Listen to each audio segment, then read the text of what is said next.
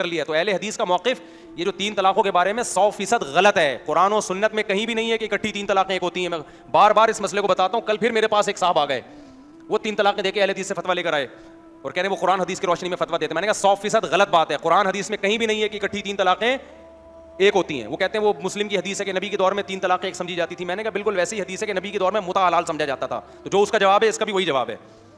سمجھ میں آ رہی ہے بات کہ نہیں آ رہی؟ تو اکٹھی 3 کا کہیں بھی نہیں ہے. وہ تو حدیث کے میں بہت دفعہ جواب دے چکا ہوں. جو صحیح مسلم کی حدیث ہے نا کہ نبی کے دور میں 3 ایک سمجھی جاتی ہیں, وہ 3 اکٹھی ایک نہیں سمجھی جاتی تھیں, وہ 3000 بھی ایک سمجھی جاتی تھیں. وہ زمانہ جاہلیت میں ایسا تھا کہ 3000 طلاقیں بھی دے دے تو بیوی سے رجوع کا حق تھا. تو بہت سے صحابہ کو مسئلے کا علم نہیں تھا. وہ سمجھتے تھے کہ جتنی بھی دے دو رجوع کا حق ہے. لیکن قرآن کی آیتیں نازل ہوئیں, قرآن نے کہا نا نا نا, عورت کو کھیل نہیں بنا سکتے, تیسری کے بعد حق نہیں ہے. جیسے متع حرام ہو گیا تھا نبی کے دور میں ہی, لیکن جابر بن عبداللہ کہتے ہیں ہم متع نبی کے دور میں کرتے تھے, عمر نے پابندی لگائی ہے. وجہ کیا ہے؟ جابر بن عبداللہ کو پتہ نہیں چلا کہ نبی نے پابندی لگا دی ہے متع پہ, تو حضرت عمر نے کوئی نیا کام نہیں کیا تھا. تو ان صاحب سے کل بڑی بحث ہوئی میری. وہ کہہ رہے ہیں نہیں یہ کیا. میں نے کہا جب بیوی کو حلال کرنا ہے تو پھر ہمارے پاس نہیں آؤ میرے بھائی. قرآن و سنت میں 3 طلاقوں کے بعد بیوی حرام ہے. اور میں نے کہا تھوڑی سی عقل سے کام لو. اہل حدیث لوگ کہتے ہیں کہ حضرت عمر نے یہ کیا کہ نبی کے دور میں تو 3 ایک ہوتی تھیں, حضرت عمر نے طلاق کی روک تھام کے لیے 3 طلاقوں کو 3 قرار دے دیا. میں نے کہا یہ طلاق کی روک تھام کا ایسا طریقہ کہ بیویوں کا بیڑا غرق ہونا شروع ہو جائے ہے بھائی, اور حلال بیوی شوہر پہ حرام ہو جائے, اور جس کے لیے حرام تھی اس کے لیے حلال ہو جائے. یہ کون سا, یہ تو دین میں تحریف ہے. اور سارے صحابہ اس پہ خاموش بھی ہو گئے. اگر یہ تحریف نہیں ہے تو اہل حدیث سے پوچھیں بھی دین میں تحریف کی ڈیفینیشن کیا ہے. حضرت عمر نے طلاق کے مسائل اگر چینج کر دیے تو یہ تو تحریف ہے نا میرے بھائی. خلیفہ کو اس کا حق تھوڑی ہے. اور عمر جیسا خلیفہ وہ طلاقوں کے مسائل میں اپنی طرف سے تبدیلیاں شروع کر دیں. طلاق کی روک تھام کے لیے حضرت عمر نے جو کام کیا تھا وہ کوڑے لگانا شروع کیے تھے. یہ کام سمجھ میں آتا ہے, یہ تعزیر ہے.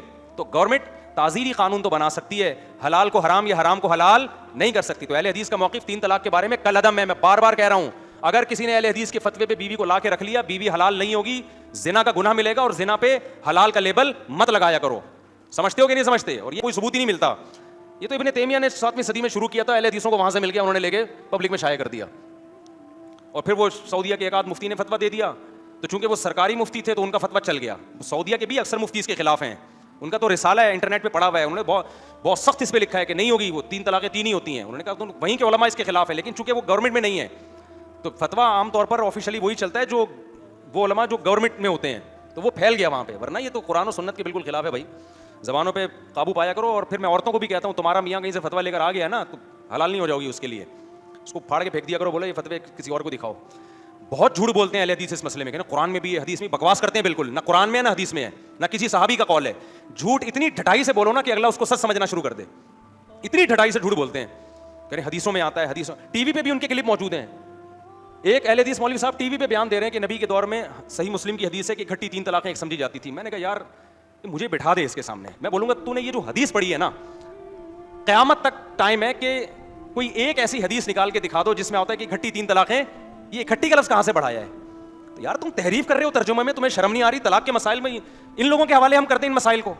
تبھی میں کہتا ہوں قرآن و حدیث ابو حنیفہ نے سمجھا, امام مالک نے سمجھا, امام شافعی نے سمجھا, احمد بن حنبل نے سمجھا. اگر تم ان مجتہدین پر اعتماد نہیں کرو گے نا تو آج کے مذہبی اسکالرس کی بھیٹ چڑھ جاؤ گے. تم سمجھ رہے ہو کہ نہیں سمجھ رہے؟ ان اسکالرس کی بھیٹ چڑھ جاؤ گے. ہم تقلید کے اس لیے قائل ہیں کہ قرآن و سنت سمجھنے کے لیے مجتہدین کی اتباع کرو, ورنہ ان لوگوں کی تقلید کرنی پڑے گی.